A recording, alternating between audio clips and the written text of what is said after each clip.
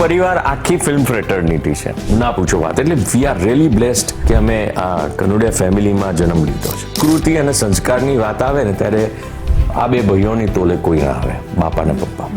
આશીર્વાદ છે ઉપરવાળાને કે એવા રોલ્સ પણ ઓફર થાય છે અને અમને મળે છે કામ કરવાનું કે આપણે એ કામ પણ કરી શકીએ છીએ. મારે વીર માયો બનવું છે, મારે બિરસા મુંડા બનવું છે. હિતુ કનોડિયાના જીવનમાં મોનાથી બા એટલે જે પિક્ચરો ગોલ્ડન જુબલી ને સિલ્વર જુબલી કરતા હતા, इसको भी झेल लेंगे. એટલે સારું કરો તો કે કરે જ ને, નરેશ કનોડિયાનો છોકરો છે, અને થોડુંક પણ ઓછું કરીએ એટલે કે આ બાપ જેવું નથી કરી શકતો, એટલે આ પ્રેશર. તો પપ્પા મારી સાથે કોમ્પિટિશન કરે. હા. નમસ્કાર, હું બંસી રાજપૂત અને ફરી એકવાર લઈને આવી ગઈ છું મારી ખાસ રજૂઆત સદાબહાર લમ્હે. ખાસ કરીને આ કાર્યક્રમમાં આપણે નોખી અનોખી પ્રતિભાઓ સાથે વાતચીત કરતા હોઈએ છીએ અને એમના જીવનની આખી જે સફર છે તેની સફર હું તમને કરાવતી હોઉં છું. ત્યારે આજે જે પ્રતિભાની સાથે હું છું એમનો પરિચય આપું તો ગુજરાતી કે ફિલ્મ ઉદ્યોગની જ્યારે વાત હોય અને જો આ પરિવારનું નામ ન લેવામાં આવે અથવા તો પહેલું જ નામ જો આ સામે ન આવે તો જ નવાય એવા હિતુ કનોડિયા પરિવારમાંથી આપણી સાથે છે. હિતુભાઈ, સદાબહાર લમ્હેમાં આપનું ખૂબ ખૂબ સ્વાગત. Thank you very much. સદાબહારના સૌ પ્રેક્ષકોને નમસ્કાર. હિતુભાઈ, આપણે ફિલ્મ ઉદ્યોગની કે જ્યારે આમ પરિવારોની કે વાત કરતા હોય ફિલ્મ ફ્રેટર્નિટીની, ત્યારે આમ કહેવાય ને કે બચ્ચન પરિવાર, કપૂર પરિવાર, એમ ગુજરાતી ફિલ્મ ઉદ્યોગ માટે કનોડિયા પરિવાર કે જેમાં તમામ લોકો સ્ટાર છે. એટલે અભિનય તો તમારા લોહીમાં, એમ શું કહેશો? એટલે બહુ જેનરસ છો તમે આ રીતે કહો છો. અમારો પરિવાર આખી ફિલ્મ ફ્રેટર્નિટી છે, એ આખો જ આપણો પરિવાર છે. કારણ કે હું તો જન્મ્યો ને ત્યારથી આ જોતો આવ્યો છું. તમે વિચારો 3-4 વર્ષના હોઈએ ને શૂટિંગમાં જઈને સ્ટુડિયોમાં સૂઈ જતા હોય, લકી સ્ટુડિયો, લક્ષ્મી સ્ટુડિયો, અને ત્યાં નાના સૂતા હોય ને તમને સ્નેહલતાજી આવીને તમને બ્લેન્કેટ ઓઢાડે કે જયશ્રી ટી કે રીટા ભાદુરી આ લોકો એવી રીતે તમને ખોળામાં બેસાડીને રમાડતા હોય. આખી ફિલ્મ ફ્રેટરી, બધા જ પ્રોડ્યુસર્સ, ડિરેક્ટર્સ, ફેમિલી. એટલે I feel this is all my family. અને પ્રિવિલેજ છે કે બાપા પપ્પાએ જે રીતનું નામ કમાયું ને મહેનત કરી, ઇટ બીકમ્સ ઇઝીયર ફોર મારા જેવા લોકો માટે કે અમે ફર્સ્ટ ફેમિલી એમ બધા લોકો કે એ ઉપરનો ને પબ્લિકનો આભાર છે, ઉપરવાળાનો ને પબ્લિકનો. કેમ કે કોને આવું મળે? અદ્ભુત અદ્ભુત. અને ખૂબ મહેનત આની પાછળ ગઈ છે એકચ્યુઅલી બાપા પપ્પાની. અને અત્યારે હું મારાથી જે બને એટલી કોશિશ કરી રહ્યો છું. જે રીતે આપણે હમણાં પણ વાત થઈ કે એક આખો ઓરા હતો, યસ, એ તમને લાગે છે કે એ મતલબ પાછું આવશે કે એક મિસિંગ છે ક્યાંક આજના ઓલામાં? એટલે બધા કહે છે કે પેલો golden period of Gujarati cinema પાછો ક્યારે આવશે. એટલે શું છે કે જેમ સમય બદલાય છે, જનરેશન્સ બદલાય છે, એમ આખી વાત, આખી ઘટના, બધું જ અલગ અલગ રીતે બદલાતું હોય છે. જે એરા દિલીપ કુમાર, દેવાનંદ અને રાજ કપૂરનો જે ગણાતો એ ત્રિપુટી ગણાતી, એના પછીની અમિતાભ બચ્ચન, ધર્મેન્દ્ર, જીતેન્દ્ર, એ આખી એક અલગ ઘટના બની. પછી મિથુનદા હોય કે ગોવિંદા હોય કે એ બધું આવ્યું. And then Salman, Shahrukh and Aamir, આ કોઈ. સો એ જે રીતે જનરેશન્સ આવતા જાય છે એ રીતે સિનેમા પણ બદલાતો જાય છે. પહેલાં ઓનલી સિંગલ સિનેમા હતા, પછી મલ્ટીપ્લેક્સીસ આવ્યા. મલ્ટીપ્લેક્સીસનો દોર હતો જ નહીં, એટલી સ્ક્રીનો નથી મળતી. માત્ર સિંગલ સિનેમા પણ ભરપૂર હતા, આખા ગુજરાતની અંદર ફેલાયેલા હતા. અમદાવાદમાં જ કેટલા બધા સિંગલ સિનેમા હતા અને એ બધા જ લોકો તોય હાઉસફુલ જાય. કેમ કે ઓપ્શનો ઓછા હતા. સેટેલાઇટ નહોતું, ટીવી બ્લેક એન્ડ વ્હાઇટ હતું, કે કલર આવ્યું તો એ અમુક જ ચેનલ હતી, મોબાઈલો નહોતા, કમ્પ્યુટર્સ નહીં, ઇન્ટરનેટ નહીં, સિરિયલ્સ નહીં, આ બધા ઓપ્શન નહોતા. તો એન્ટરટેનમેન્ટનો ઝરિયો એટલે સ્ટેજ શોઝ નાટકો અને સિનેમા. બિલકુલ. હવે ગુજરાતીઓ જે ગુજરાતી ભાષાને અને કલ્ચરને, સંસ્કૃતિને જે પ્રેમ કરતા હતા એ અદ્ભુત હતી એ જમાનામાં. એટલે જે ગોલ્ડન એરા જે ગુજરાતીનો કહેવાય છે દમદાર હતો. અને અદ્ભુત કલાકારો, ઉપેન્દ્ર ત્રિવેદીજી હોય, સ્નેહલતાજી હોય, ઓફકોર્સ પપ્પા બાપા, અવિનાશ વ્યાસ સાહેબ, રમેશ મહેતાજી, આ બધા આમ ઊંચા ગજાના કલાકારો. એટલે તમને આમ લાગે કે યા ક્યા વાત હે, સુપરસ્ટાર કહેવાય ને, આ લોકો સુપરસ્ટાર હતા, એકચ્યુઅલ સુપરસ્ટાર. એમ કે એક સમયમાં મતલબ સંજીવ કુમાર લઈ લો, માધુરી દીક્ષિત, ઝુલ્કા કદાચ તમારી સાથે મારી સાથે જ એ ફર્સ્ટ ટાઈમ શી હેડ કમ. સો એ આખો દોર બહુ જબરદસ્ત દોર હતો. અત્યારે આપણે એમ કહીએ કે આપણે બહુ એવો દોર નથી આ તે. એના કરતાં આપણે એવું કહી શકાય કે હવે પાછા ટુવર્ડ્સ ધેટ દોર જઈ રહ્યા છીએ. ટ્રાન્ઝિશન હવે સિંગલ સિનેમામાંથી જે મલ્ટીપ્લેક્સનું થયું, એટલે સિંગલ સિનેમાથી મલ્ટીપ્લેક્સનો જે ટ્રાન્ઝિશન પીરિયડ જે કહેવાય, જે દોર ચાલુ થયો, એની અંદર હિન્દીમાં પણ આવું જ થયું હતું. વિડીયો કેસેટ વાળો એક દોર હતો. એનાથી બધા કંટાળી ગયા હતા, ડરતા હતા, થિયેટરોમાં ઓછા લોકો જતા હતા. એના પછી સીડીઝ ને વીસીડીઝ ચાલુ થઈ એટલે વધારે બધા ગભરાયા. અને પછી આ સલમાન, શાહરૂખ, આમિર વાળો પીરિયડ આવ્યો ત્યારે મલ્ટીપ્લેક્સીસ નવા બની ગયા હતા. પછી ધીરે ધીરે અલગ પ્રકારનો ક્રેઝ ક્રિએટ થયો અને પબ્લિક સ્ટાર્ટેડ ગોઈંગ હિયર. એવી જ રીતે ગુજરાતની અંદર જે સિટીમાં પિક્ચરો આવતા હતા પણ એ દેશી ટાઈપના આવતા હતા, એટલે સંસ્કૃતિ પ્રમાણે ને એ વખતના સમય પ્રમાણે.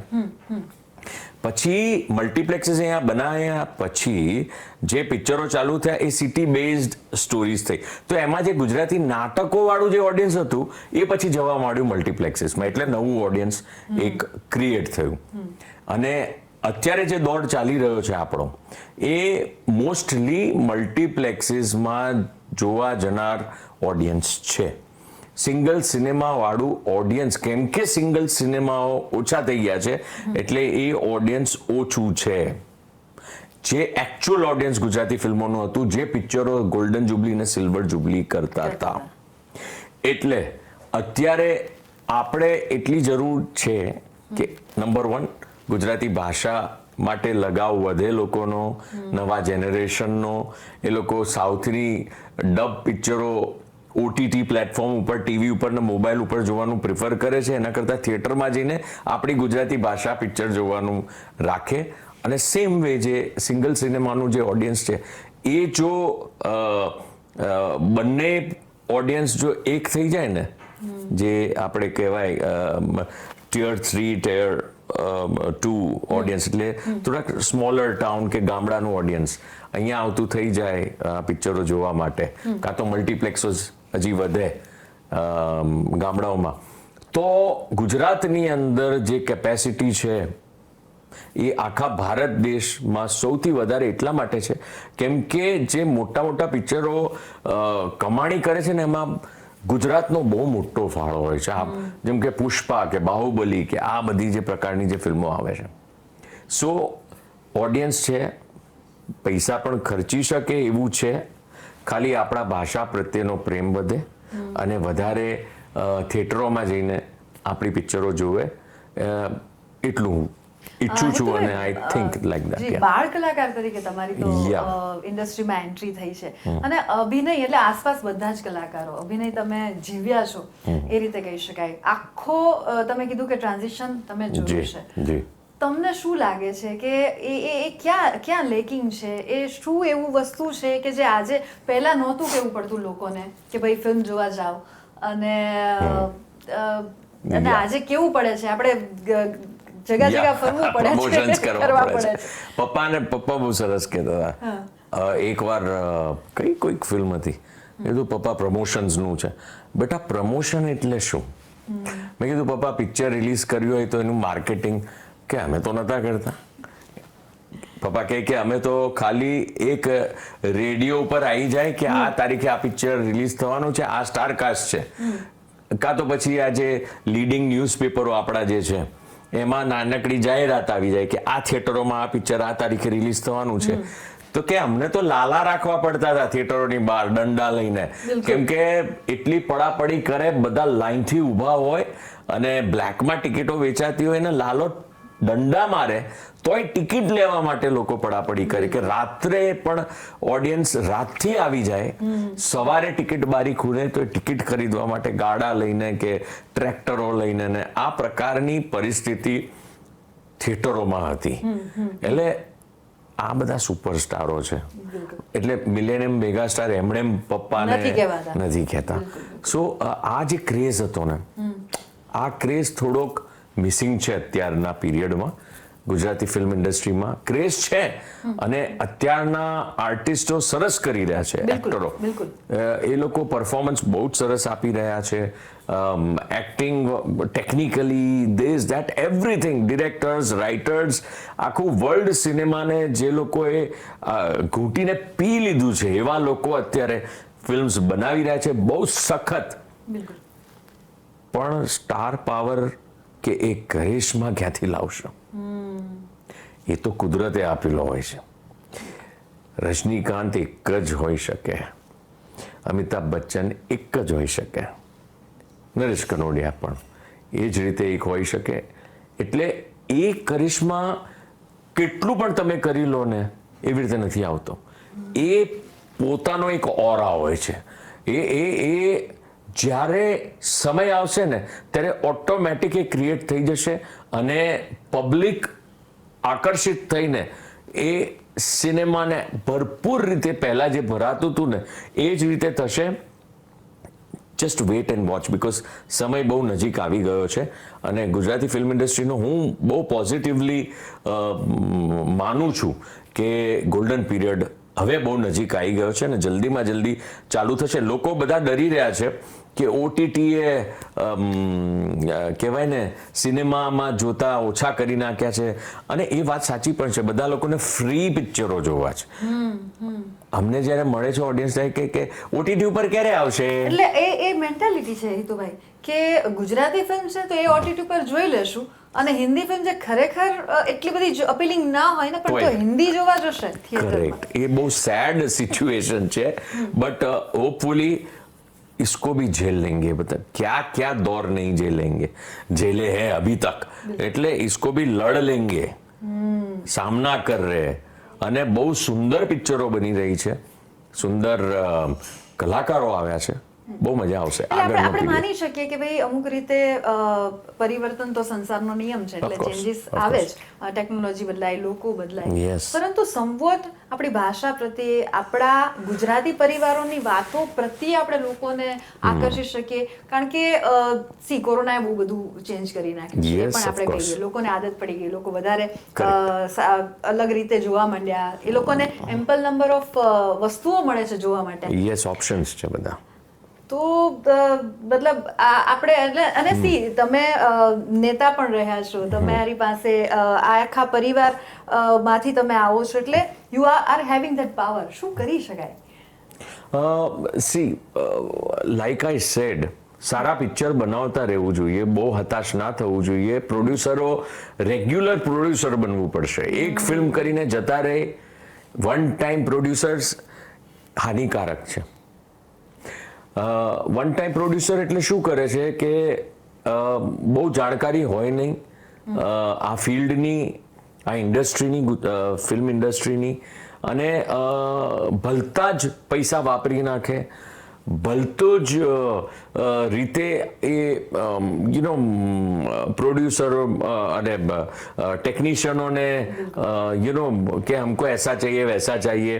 સિનેમાની સમજ હોવી બહુ જરૂરી છે પ્રોડ્યુસરે પણ, અને એ પ્રોડ્યુસર જો સમજદાર પ્રોડ્યુસર ને રેગ્યુલર પ્રોડ્યુસર થશે એટલે કે એક ફિલ્મ બનાવીને જતા રહ્યા એમ નહીં, 3 પિક્ચર બનાવો, 3માંથી એક કામ કરી જશે, તમારા પૈસા કવર થઈ જશે.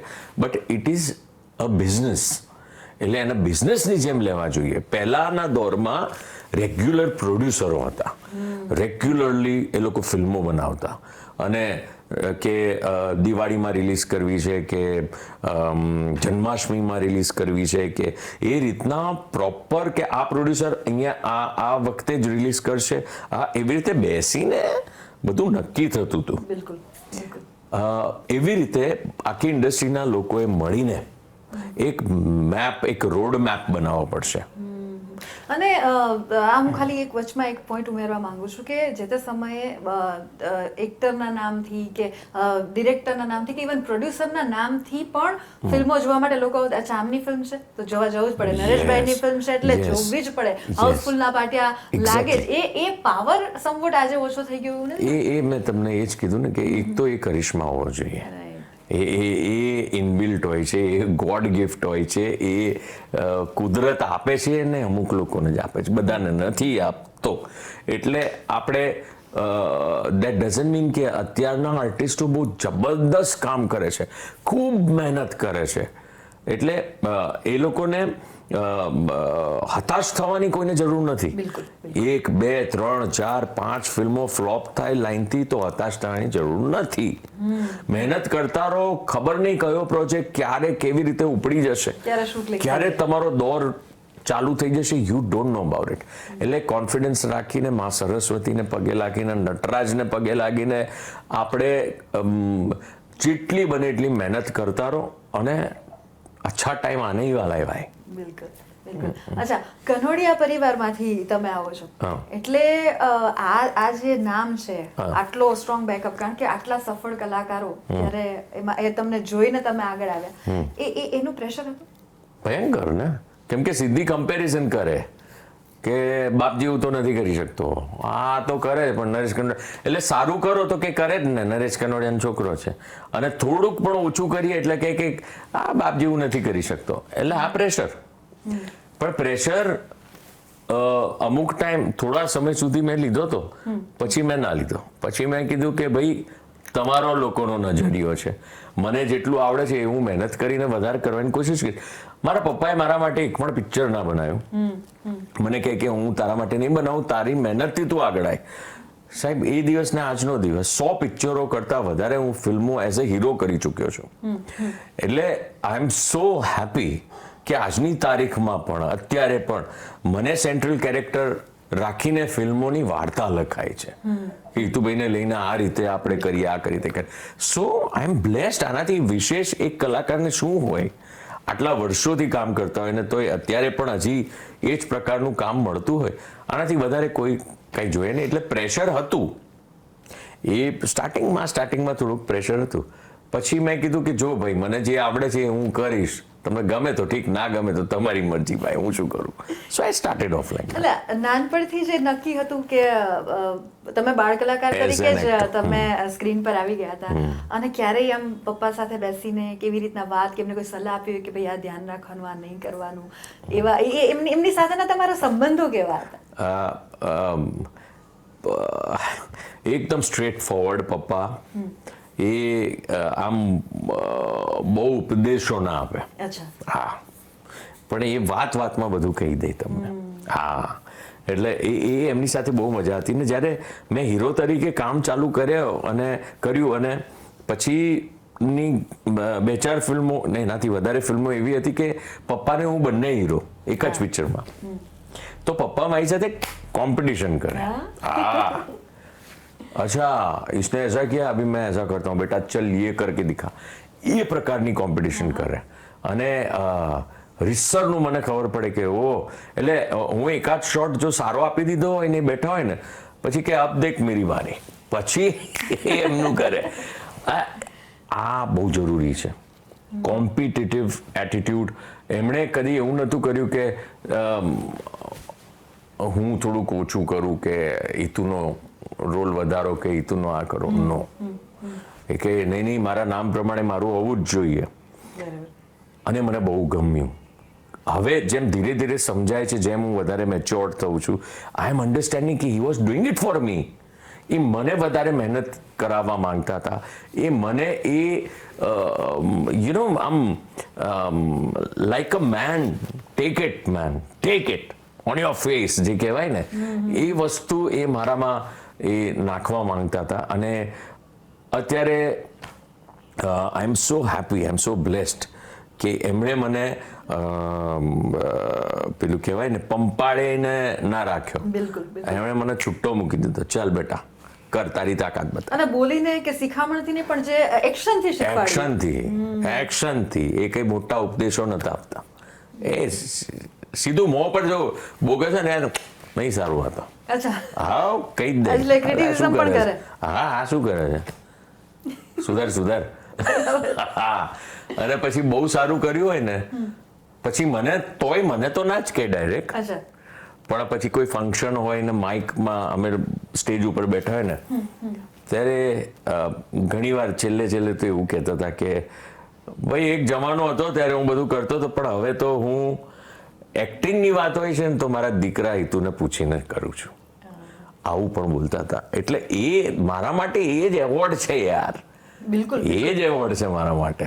મારા પપ્પા આ રીતે મારા માટે સામાન્ય રીતે ફીલિંગ એવું હોય ને કે જ્યારે એક યંગ એજમાં આવે દીકરો અને ત્યારે આમ પપ્પા આ બાજુ હોય તો આમથી નીકળી જવાનું હોય અને આપણે નરેશભાઈનું નામ લઈએ એટલે મહેશ બાપાનું નામ પણ લેવું જ પડે. નરેશ મહેશની જોડી. અને તમારો પરિવાર તો એ રીતે પણ નોટ ઓનલી ફિલ્મ ઉદ્યોગ પરંતુ આમ પણ આજે પણ લોકો માટે એક આદર્શ પરિવારની રીતે જોઈ શકાય, કહી શકાય કે હંમેશા એક બોન્ડમાં સાથે. અને ઇટ્સ વેરી અનફોર્ચ્યુનેટ કે આપણે જે રીતે અને એક બાદ એક જે સમાચાર આવ્યા બંનેના, મહેશ બાપાને તમે કઈ રીતે એમની સાથેનો તમારું બોન્ડ? મહેશ બાપા સાવ દિલથી ભગવાનના માણસ, એવા આમ દિલથી પ્રેમ એટલો આપે, બાપરે બાપ. એટલે તમને અમારે કંઈ પણ બચવું હોય, નાના હતા તમે, હું, મારા ભાઈ, મારી બેન, મહેશ બાપાની દીકરીને અમે 4 જણ સાથે મોટા. સો કંઈ પણ અમને કામ કઢાવવું હોય કે કંઈક ખોટું કર્યું હોય, સ્કૂલમાં દિવસ પાડ્યો હોય કે કંઈ પણ, તો અમે બધા ડરીએ પપ્પાથી, તો અમે બધા મહેશ બાપા પાસે જતા રહીએ. મહેશ બાપા આમ આવી જાવ એમ કહીને પંપાડવાનું કામ મહેશ બાપાનું હતું. અમને જે પણ જોઈએ, જે પણ જ્યારે પણ જોઈએ તો એ મહેશ બાપા પાસે. ક્લોઝ ટુ હિમ એવું કહી શકાય. ક્લોઝનેસ તો છે ને એ ચારેય સાથે, એટલે બાપા, પપ્પા, મમ્મી અને ઉમા કાકી, આ ચારેય સાથેનું ક્લોઝનેસ અલગ પ્રકારનું એક સેટ હતો અમારો કે આ વસ્તુ અત્યારે કરવી છે, અમને કઢાવવી છે. અમે ચારેય ભાઈ બહેન પ્લાનિંગ કરીએ. એટલે હું, સુરજભાઈ અને સરજુબેન, અમે 3 સગા ભાઈ બહેન અને પૂજા એ મહેશ બાપાની દીકરી, અમે ચારેય પ્લાનિંગ કરીએ કે અચ્છા આવું છે તો મમ્મી પાસે, આવું છે તો ઉમા કાકી પાસે, આવું છે તો બાપા પાસે, ને આવું છે તો પપ્પા પાસે. એટલે અમે બહુ હોશિયારીથી કામ કર્યા હતા ચારે. અને અમારા બધા જ કામ પણ શું છે, એ લોકો પાસે સમય ઓછો મળે કારણ કે પ્રોગ્રામો કરે, ફિલ્મો શૂટિંગો કરે, મ્યુઝિક ડિરેક્ટર્સ પાછા, અને પોલિટિક્સમાં સમય ક્યાંથી કાઢે. એટલે એ લોકો ફોરેનની ટ્રીપ જ્યારે હોય ને પ્રોગ્રામ ત્યારે અમને લઈ જાય. એટલે અમે તો એ જમાનાથી, એટલે 1980માં અમે ડિઝનીલેન્ડ ને હોલીવુડ ને અમેરિકા ને લંડન ને આવી રીતે બધા ફરેલા અને મોટા થયા. એટલે માંગ્યા વગર બહુ જ બધું આપી દીધું છે. માંગ્યા વગર એટલું બધું કર્યું છે અમારા માટે કે ના પૂછો વાત. એટલે વી આર રિયલી બ્લેસ્ડ કે અમે આ કનુડિયા ફેમિલીમાં જન્મ લીધો છે. થેન્ક યુ સો મચ અમારી સાથે વાતચીત કરવા બદલ. અમારા જે દર્શકો છે એને કોઈ તમે એક મેસેજ આપવા માંગશો? યાર, લાઈફને બહુ જ સરસ રીતે જીવવાની જરૂરત છે. આટલા બધા સ્ટ્રેસ ના લો. સ્ટ્રેસ પહેલાના ટાઈમમાં તો સ્ટ્રેસ નામનો શબ્દ જ નહોતો ડિક્શનરીમાં કોઈના. આ શું નવું ઊભું કર્યું છે. વર્ક હાર્ડ અને હેવ ફેથ.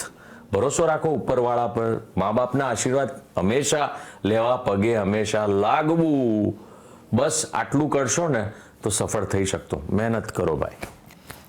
વિતુભાઈ, એવી એમની રૂઢી કે એવી કોઈ પરંપરા કે તમે એવું ઈચ્છો છો કે એ હંમેશા યથાવત રહે અને એ વસ્તુ રાજવીરમાં પણ આવે?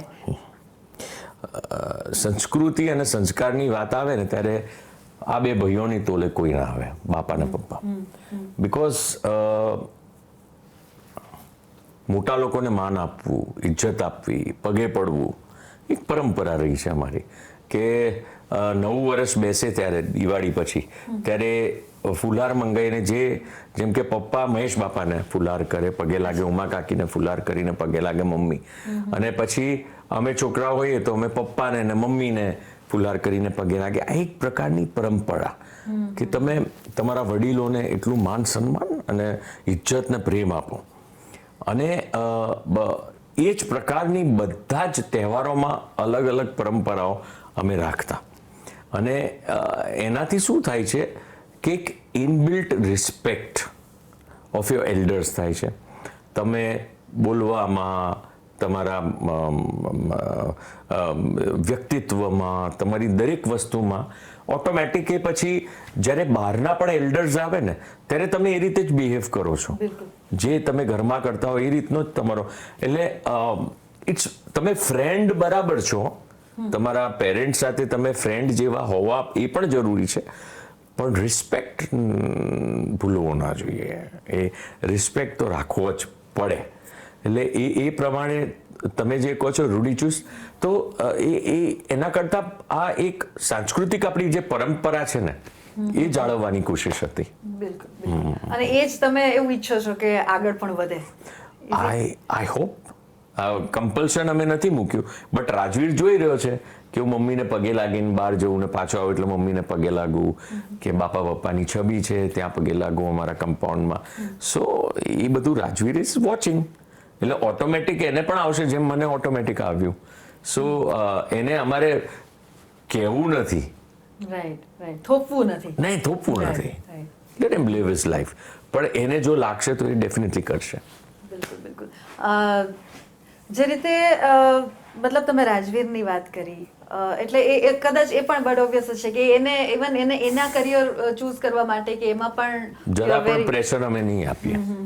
એટલે because it is not in our hand. એ જનરેશનમાં, એ સમયમાં, એ વખતે શું કરવું છે એ લોકોનું લુકઆઉટ છે. એમને જે ઠીક લાગે એ કરશે. જેમ મારા પપ્પા મમ્મીએ અમને લોકોને એક ઓપન હેન્ડ આપ્યો હતો કે તમારે જે કરવું હોય જે કરો એ સારું કરજો અને એમાં તમે સારા રહેજો અને એમાં તમે ટોપ થવાની કોશિશ કરજો. અચ્છા, હિતુ કનોડિયા નેતા તરીકે, અભિનેતા તરીકે અને એક ઇન્ડિવિજ્યુઅલ પર્સન તરીકે એક જ છે કે ફરક ખરો? સાવ એક. એટલે પોલિટિકલમાં ધારાસભ્ય તરીકે હું ગયો ને, મારા વિસ્તારના લોકો મને કે સાહેબ તમે ધારાસભ્યની જેમ બિહેવ જ નથી. અમે કીધું એટલે ધારાસભ્ય માણસ નથી એટલે એ કયું બિહેવિયર જોઈએ એમાં? એટલે એમાં શું? એટલે કે ના, આમ બધા સાથે આમ કડકાઈથી વાત કરો, અધિકારીઓને કંટ્રોલમાં રાખો. મેં કીધું ભાઈ એવું ના હોય. નંબર 1 વાત એ કે જે આઈએસ ઓફિસર, આઈપીએસ ઓફિસર્સ છે એ અમારા કરતાં પણ વધારે ભણીને આવેલા હોય છે. નંબર 1, એ લોકોને વધારે નોલેજ હોય છે બધી સિસ્ટમનું, કહો કે તમે જે રીતે સરકાર ચાલવી જોઈએ કે જે પણ, એનું નોલેજ એ લોકોને વધારે હોય છે સાહેબ. બીજું, અમે પબ્લિકના માણસ છીએ. પબ્લિક અમારી પાસેથી અપેક્ષા રાખે છે કે અમે આખું ચલાવીએ, આખું અમારો જેટલો પણ વિસ્તાર હોય ધારાસભ્ય તરીકે એ વિસ્તાર કંટ્રોલમાં સરસ રીતે ચલાવીએ. બટ ધેટ ડઝન્ટ મીન કે તમે કોઈને તોડી પાડો, કે તમે બાકી બધાને એવા સમજો કે એ ચાલ એ બધી કરવાની જરૂરત નથી. એટલે હું મારા વિસ્તારના લોકો હોય કે ગમે તે વિસ્તારના લોકો હોય, એક્ટર હોય કે ધારાસભ્ય હોય, પોલિટિશિયન હોય, હું બધા સાથે એક જ રીતે વર્તું છું. બધા સાથે બેસીને ચા પીવો, બધા સાથે બેસીને વાતો કરો. It should be a common ground between, બધાની વચ્ચે એક વાત કરી શકે એટલી જગ્યા રાખવી જોઈએ. ખાલી તમે તમારો દબદબો કે તમારી ખુરશીના જોરે તમે લોકોને દબાવવાની કોશિશ ના કરો. That is misuse of power. Misuse of power કભી નહીં ચલતા. અને આજની ઓડિયન્સ, આજનું પબ્લિક તો જરાય નહીં ચલાવે. હવેનું પબ્લિક છે, હવેની જે જનરેશન છે એને તો તમારે આમ ઇક્વલ રાખીને વાત કરવી પડશે. અને તમારામાં એ કન્વિન્સિંગ પાવર હોવું જોઈએ કે તમે એમની સાથે ચર્ચા કરીને તમારી વાત રજૂ કરો, એમને મૂકો, અને એ જે વાત રજૂ કરી રહ્યા છે એને એક્સેપ્ટ કરતા શીખો. તમારી ભૂલ થઈ હોય તો માનો પણ ખરા કે હા યાર આ ગડબડ થઈ ગઈ છે, પણ હવે આ વખતે ચાલ આ યાર તારો રોડ બનાવવાનો રહી ગયો યાર, ઊભો રહે, નેક્સ્ટ આવશે ને મને ત્યારે તારો રોડ આ બનાવી દઈશું. So you should have that. એ જગ્યા તો આવી જોઈએ ને કોન્વર્સેશન કરવાની. એટલે આઈ એમ ઇક્વલ બધી જ જગ્યાએ. તમે દરેક એરાની વાત કરી કે તમે દરેક એરા જોયો પણ છે, નાનપણથી જ તમે આ વસ્તુ કરી, અત્યારે પણ તમે કામ કરી રહ્યા છો, સરસ રીતે અલગ અલગ રોલમાં અમે તમે જોઈ રહ્યા છો. હિતુ કનોડિયાને એવું કઈ ખરું કે મારે આ પ્રકારના રોલ કરવા છે, કે મારે આ કરવું છે, કે આ બાકી રહી ગયું છે એવું? હજી તો શરૂઆત કરી છે, ઊભા તો રહો. થોડુંક અમને જણાવો તો ખરા. એટલે એટલું બધું કરવું છે, ઓકે, આટલું બધું કરી નાખ્યું છે તોય હજી ઘણું બધું કરવું છે. નવા નવા પ્રકારના રોલ આવી છે. શું છે, અત્યાર સુધી મોટાભાગની જે ફિલ્મો કરી એ કઈ પ્રકારની હતી કે જેમાં ડાન્સ ને ફાઇટ ને હીરો ને હિરોઈન ને અમીરી ને ગરીબી ને એ જ બધું બતાવતા હતા. પણ હીરો હોય પણ કેરેક્ટર બેઝડ હોય, એક પર્ટિક્યુલર સમાજમાંથી આવ્યો, કે એક પર્ટિક્યુલર ગામમાંથી આવ્યો, કે એક પર્ટિક્યુલર રહેણીકરણીમાંથી આવ્યો, એવા હવે કેરેક્ટર્સ બનવા માંડ્યા છે. જે હીરો તો હોય but strong as an actor એક પરફોર્મન્સની જગ્યા બનવા માંડી છે, અને ઓડિયન્સ પણ ગમાડી રહી છે. એટલા માટે કે ઓટીટી ઉપર વર્લ્ડ સિનેમા જોઈને એ લોકોનું વિઝન વધી ગયું છે, ભૂખ વધી ગઈ છે. એટલે અલગ અલગ પ્રકારની વસ્તુ, લકીલી આશીર્વાદ છે ઉપરવાળાના કે એવા રોલ્સ પણ ઓફર થાય છે અને અમને મળે છે કામ કરવાનું કે આપણે એ કામ પણ કરી શકીએ છીએ. એટલે આઈ એમ રિયલી હેપી આવું બધું મળી રહ્યું છે, અને બહુ જ હજી કરવું છે. મારે વીર માયો બનવું છે, મારે બિરસા મુંડા બનવું છે, મારે મારા આઇકન, હું જ્યારે નાનો હતો ને એક્ટિંગનું જ્યારે કીડો લાગી ગયો પછી મારે પપ્પા જેવું અને કમલ હાસન જેવું બનવું હતું. સો કમલ હાસને પણ જેટલા વિવિધ પ્રકારના વેરિએશન આપ્યા છે. So I will keep that, I will try to achieve that. આ તો બધા મહાન, આ બે મહાન કલાકારો છે, પણ જેટલું થઈ શકે એટલું હું પણ કરીશ. બિલકુલ. અને જે રીતે હિતુભાઈ તમે વાત કરી કે વેરિએશન ને તો તમે આપશો જ, અને અમે એવી આશા રાખી કે જલ્દી અલગ અલગ, કારણ કે અમે તમને મતલબ જે દોરમાં પણ જોયા છે ને, અત્યારે જે આમ આખો પર્સોના જ્યારે હિતુ કનોડિયાની એન્ટ્રી થાય 31st હમણાં રિસેન્ટલી તમારી જોઈ, અને કેવું છે કે એ કેરેક્ટરમાં ક્યારેક તમને જેમ કે આ કેરેક્ટર તો આજ માણસ કરી શકે, આ પાવર તો અહીંથી જ આવે, એ પ્રકારની આખી જે ઘટના છે એ સામે આવે છે. હવે તમારા રીલ લાઈફ અને રિયલ લાઈફ પર થોડા આપણે આપે. સીધો સવાલ કરું કે હિતુ કનોડિયાના જીવનમાં મોનાથીબા એટલે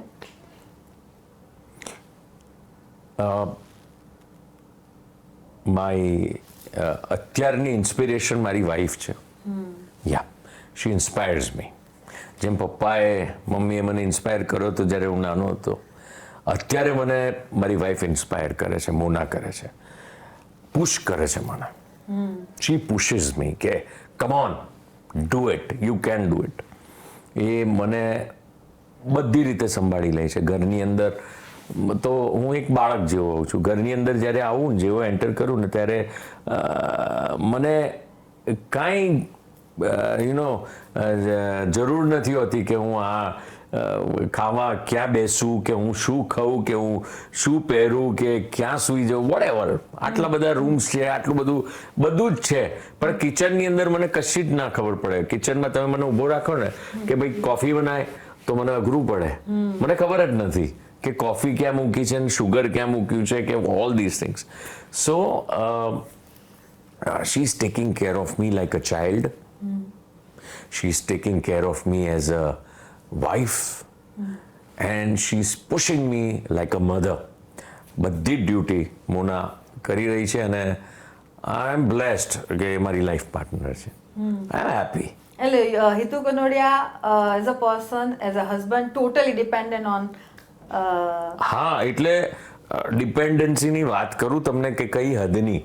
ઓસ્ટ્રેલિયા શૂટિંગ અમે કરતા હતા મારી ફિલ્મ ફાટીનેનું મેલબર્નમાં, અને ત્યાંના આખું યુનિટ કંઈક બીજું કામ હતું ને મારી પાસે ટાઈમ હતો, એટલે મેં કીધું જરા ત્યાંનો સૌથી મોટો મેલબર્નનો જે મોલ કહેવાય છે, વિશાળ, એટલે મેં કીધું હું ત્યાં આંટો માર્યો, હું એકલો ગયો.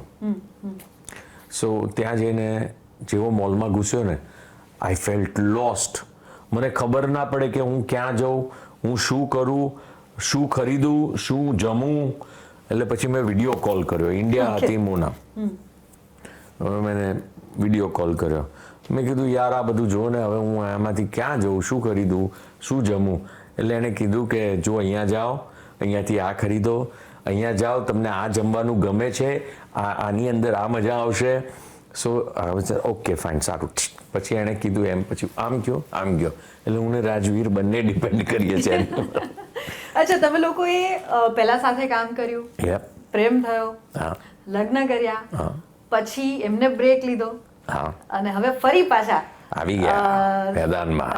અને પેરેલલી તમે લોકો રીલ્સમાં પણ ધમાલ મચાવી રહ્યા છો, ઓન સ્ક્રીન ધમાલ મચાવી રહ્યા છો, ઓફ સ્ક્રીન આટલી. એટલે હિતુ કનોડિયા અને મોના થીબા એક સાથે હોય એટલે એ એનર્જી લેવલ જે સિનર્જી બનીને આમ એ ઓરા આખો જે છે ને અલગ જ ક્રિએટ થાય છે. We love doing what we are doing together.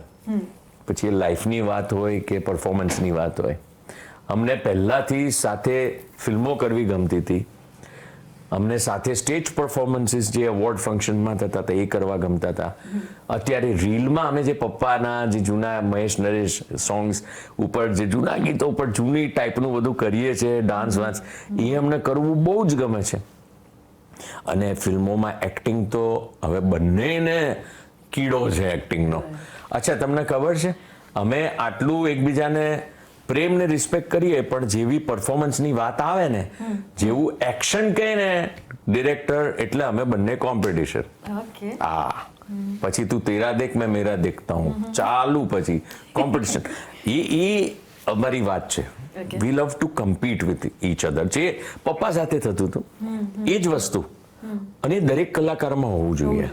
હા, એ ના હોય તો યાર શું કામનું યાર. અરે તમે તમારા અંગત સંબંધોને તમે પરફોર્મન્સમાં લાડ લાવી શકો. You have to give your 100%. And if your spouse, husband હોય કે વાઇફ હોય, થોડુંક ઓછું આપતા હોય તો કહેવાનું, ટકોર પણ કરવાની. You are not giving your 100%, you can do much better than this. એટલે એ constant from both side boost પણ આપવું જરૂરી છે. સો અમે પરફેક્ટ મળીને મળ્યા છીએ બે જણ. એ પણ તમને ક્રિટિક કરતા હશે, તમે કરો? ભયંકર ક્રિટિક, એટલે એ તો એક નંબરની ક્રિટિક મારી. મારે યાર, મને યાર આખી દુનિયા વખાણ કરે છે યાર, તું કંઈક તો કે યાર, એક લાઈન તો કે, મારે એવું કહેવું પડે ને. હા, સારું કરો છો તમે, પણ આવું કંઈક હજી જોજો, હજી આમ થઈ શકે એવું મને કહે. યાર મેં કીધું યાર, બધા લોકો કહે છે કે તમારું 2.0 તો આટલું જોરદાર છે, રાડો ને વશ ને કમઠાણ ને 3 એક્કા ના બધા પરફોર્મન્સીસ, આટલા બધા લોકો વખાણ કરે, તું કંઈક તો કે. હા, બટ ધીસ ઇઝ, હજી તમે તમારું હજી બેસ્ટ નથી આપ્યું, મને ખબર છે. ત્યાં સુધીનું. યસ, એટલે બટ આઈ લાઈક ઇટ. અને નેતા તરીકે પણ જ્યારે મતલબ પત્ની તરીકે કે એ રીતના તમે ક્યારેય સલાહ લો એમની કે ભાઈ આ અહીંયા હું મૂંઝાયો છું કે આવું કંઈ? ના, એને બને ત્યાં સુધી છે ને, મારા બહારનું જે ટેન્શન હોય ને ઘરમાં નહીં લાવવાનું, ઓછું લાવું. એ લોકોનું પોતાનું જ એટલું બધું ટેન્શન હોય.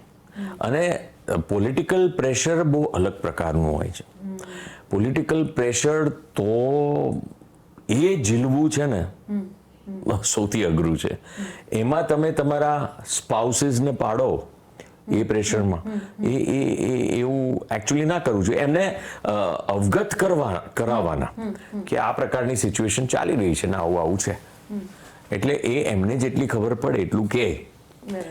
પણ પછી તો અલગ જ વાત છે. ઝઘડા she થાય એ would. તમને ફરિયાદો કરે કે તમે સમય નથી આપતા કે હા એટલે એને તમે કઈ રીતે બેલેન્સ કરો? આર્ગ્યુમેન્ટો તો હોવા જ જોઈએ ને. Okay. હા, આર્ગ્યુમેન્ટ ના હોય તો પછી મજા જ નથી ને. સ્પાઇસ તો હોવું જ જોઈએ ને લાઈફમાં. અને બે પાર્ટનર દિલ ખોલીને એકબીજા સાથે વાત ના કરી શકે કે એકબીજાને ફરિયાદ કે પ્રેમ ના કરી શકે તો પછી તો શું કરવા સાથે રહો છો યાર. એટલે એ તો હોવું જ જોઈએ કે ભાઈ અમને થોડોક સમય અહીંયા, પણ એને ક્યારેય સમયની કમ્પ્લેન એવી નથી કરી મારી સાથે. આ સવાલ કરવાનું કારણ હિતુભાઈ એટલા માટે કે આપણે આજે જે જનરેશન જોઈ રહ્યા છીએ, જે આપણી સામે ઘણું બધું સામે આવી રહ્યું છે, એમાં people need their space, people want their time, time and everything. એ પેઢીને એઝ એન આર્ટિસ્ટ ઓલ્સો અને એઝ એન ઇન્ડિવિજ્યુઅલ ઓલ્સો તમે શું કહેવા માંગશો કે કોઈ સલાહ આપવા માંગશો? ના, મી ટાઈમ થોડોક લઈ લો, થોડો ઘણો લેવાનો મી ટાઈમ. મી ટાઈમ એટલા માટે થોડોક જરૂરી છે કે યુ કેન રીબિલ્ડ યોર સેલ્ફ. દિવસ દરમિયાન જે પણ તમને જે થયું હોય એ બધું એક થોડોક શ્વાસ લઈ શકો. It's like a yoga, it's like a exercise, it's like a meditation. એ રીતે થોડોક મી ટાઈમ લઈ લો. પણ તમારા પાર્ટનરને તમે સદંતર અવોઇડ કરો, અરે ડોન્ટ, મારી સામે પણ ના આવતા કે આવતી અત્યારે થોડા, એ ખોટું. એવી રીતે ના હોવું જોઈએ.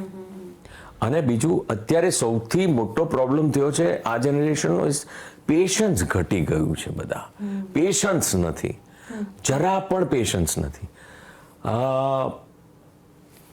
એક કે તમારો પાર્ટનર ગુસ્સામાં હોય ત્યારે 10 મિનિટ સાંભળી લો ને. ખાલી સામે જવાબ આપવાની શું જરૂર છે?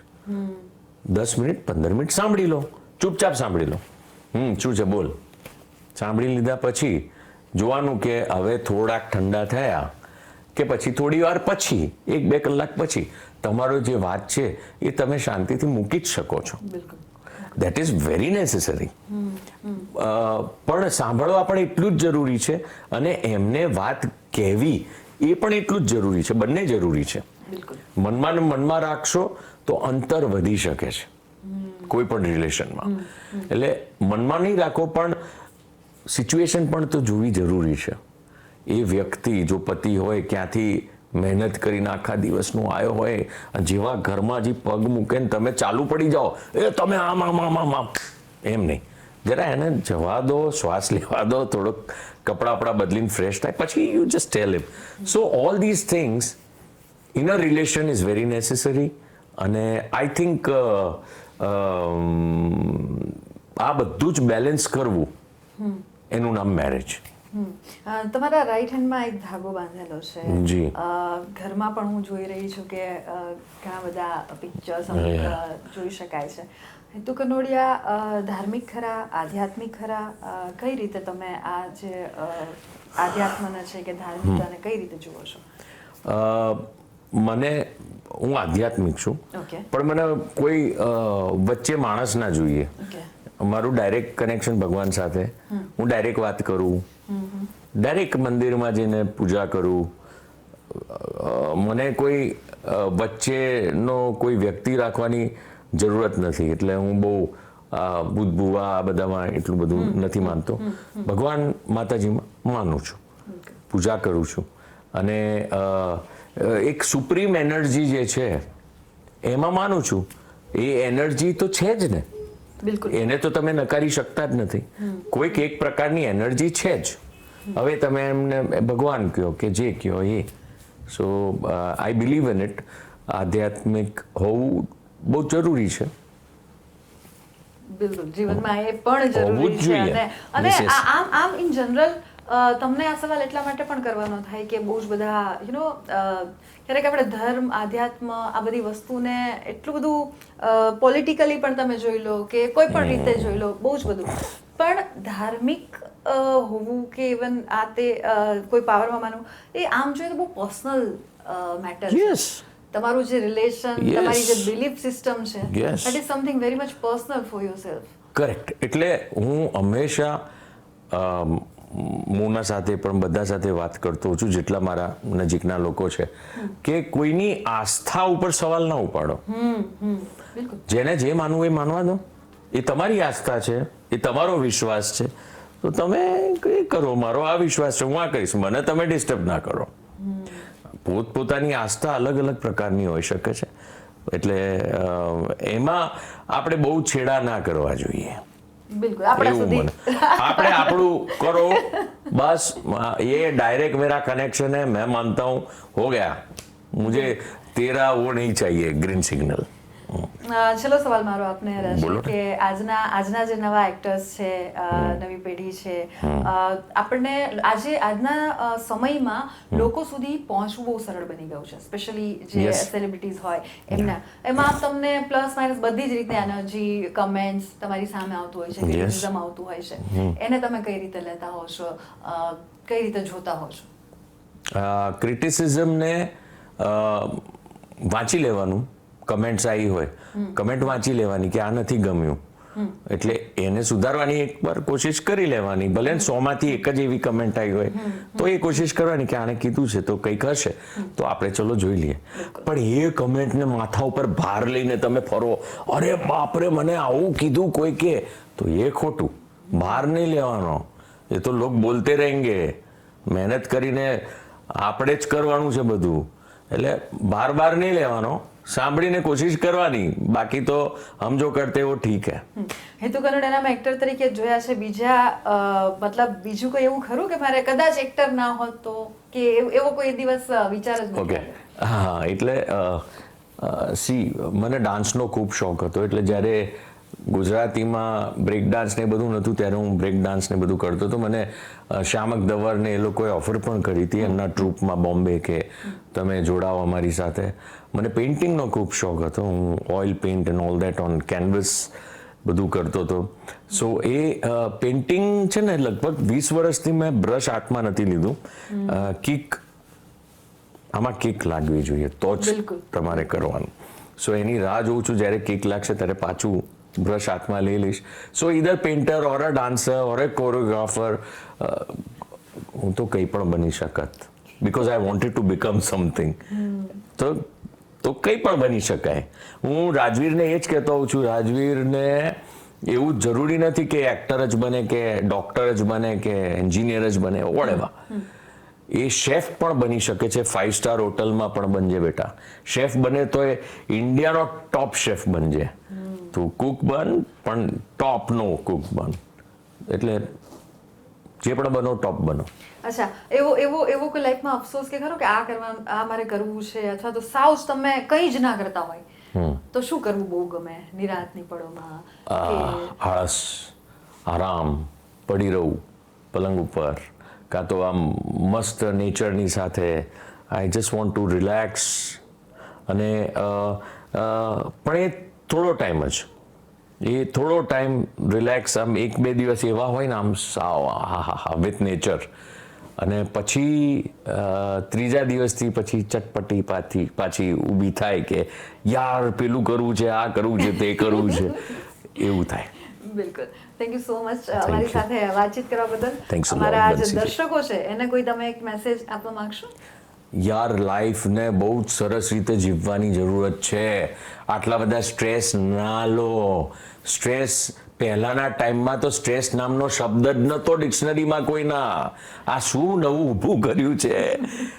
વર્ક હાર્ડ અને હેવ ફેથ. ભરોસો રાખો ઉપરવાળા પર. મા બાપના આશીર્વાદ હંમેશા લેવા, પગે હંમેશા લાગવું. બસ આટલું કરશો ને તો સફળ થઈ શકતો. મહેનત કરો ભાઈ. Thank you. આ હતા હિતુ કનોડિયા, કે જેને આપણી સાથે વાત કરી, એમના જીવનની જે વાતો છે એને આપણે મમડાવી, એને ચગડવી અને એને રીતે આપણે આખી વાતો છે તે કરી. આવી જ પ્રકારની નોખી અનોખી પ્રતિભા સાથે તમારી સમક્ષ આવતી રહીશ. ત્યાં સુધી આપ જોતા રહો TV13 હકથી ગુજરાતી.